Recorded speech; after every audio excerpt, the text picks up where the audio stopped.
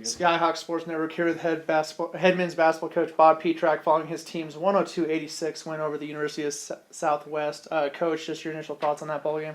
Yeah, we've played 5 games in 12 days, which is a test very early. Even though they've been at home, it's very hard to play 5 games and be super sharp in 12 days. So commend our ball club for being able to get the job done 5 straight times and really have control in every one of those games. I think we've had double-digit leads in all 5 games. With that said, we're scoring the basketball at a very high clip, but we really need to work defensively. And when you play that many games in that many days, you get a little fatigued, but you don't have the rhythm of practice because it gets choppy. We haven't been able to have consistent practice. I think it shows up on the defensive end because that is our weaker end right now. Bob, you guys are young at guard right now without Cesar Molina, obviously, and Hokinson banged up. And those guys got to play a lot of minutes there in the second half with Wittman and Farris on the benches. How happy were you with the young guard play today? Yep. We got 2 freshman guards that are really good.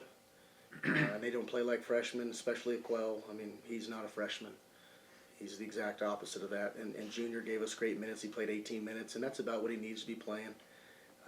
It was big with the 7 points. I thought he guarded well. We're going to get Hokinson healthy now. We just haven't had enough time where he can rest his wrist. And now we'll have 10 days till our next game. There's probably a good chance you probably won't see him out there. And then you have, 15 days before we open up league play, and that will be our new target date to have him 100%. Riley, you got 20 in the first half there. Just, how good are you just feeling with your shot right now? Feels really good. The coaches and players are just doing such a good job with us to get me the ball and put me in the right positions. So that just makes my life a lot easier out there, honestly. Will, offensive rebounds and putbacks, I think you single-handedly had 4 of those for 8 points tonight. Just, how good does it feel to kind of be the energy guy for your team in those moments? Well, it feels great. We need somebody that is going to bring the energy for the team and, be a defensive stopper and get charges and stuff like that. So, I really like taking on that role. How important were those second chance points? You have a 26-6 advantage in that set category tonight, and just when the offense wasn't really clicking outside of Farris to begin, those putbacks from Wittman and your and the rest of the guys to kind of stretch that first half lead. Yeah, and that's a stat we normally don't. We haven't had that stat go in our favor yet this year, but Will is critically important to our team. But we got to find a way to keep him on the court more. And then I really commend Boatwright and LaRose, who we really challenged this week. Our staff challenged those 2 guys because we need them. And I thought both of them played really tough and gave us great minutes. So proud of that. We rebounded the ball better than we have all year, but I can't emphasize this enough how much better we have to do defensively if we're going to have success in our league. Because will we win games because we can score?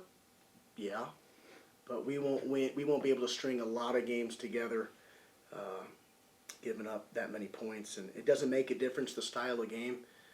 We need to dictate the style of the fight and make sure that we're keeping teams at 70. Like we did in the first half, they were on pace for 70. Then the game got too wild, and all of a sudden the 86 number pops up. So we just got to do better.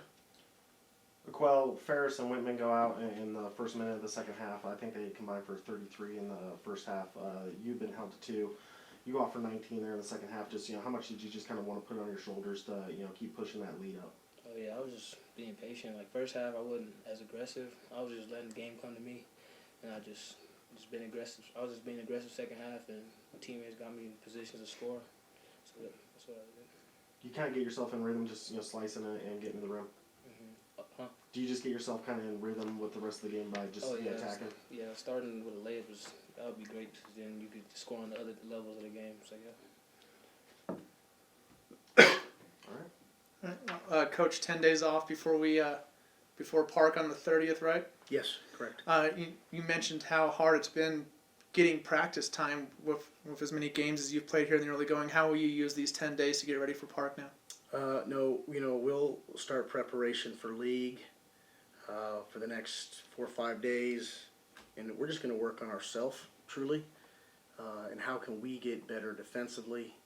We got to get in better shape. To guard, you have to be in incredible shape, and when you play these many games in a row and you're not getting consistent practice, it's a real test, because the type of energy it takes to play college basketball and play it well is hard. So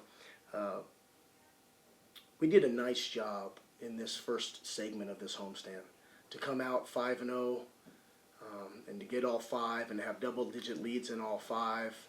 And we've had different guys step up during it. We've really grown in these 12 days.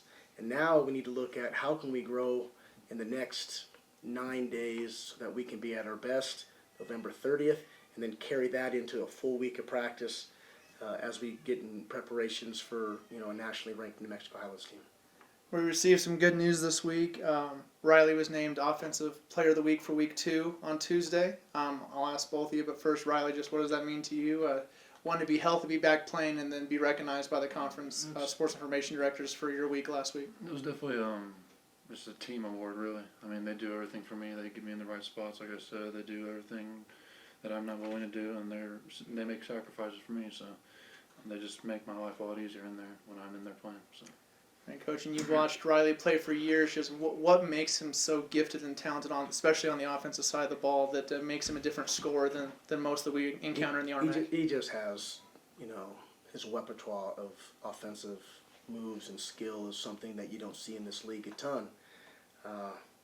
There's areas, we would not trade Riley for any offensive player 5 in the country, and I mean that. I haven't seen them all, obviously, but he would be, if this was a fantasy football, he would never get traded. However, with that said, and Riley knows this, and we love him, he needs to improve defensively. He needs to improve rebounding. And as we get into the league and he does that, he's going to go from an all-region to an all-American player. And that's the next step from him. He is improved immensely in his career, but there's a whole nother jump for him. I'd like to see him start sweeping the awards, offense and defense. That would really make me happy.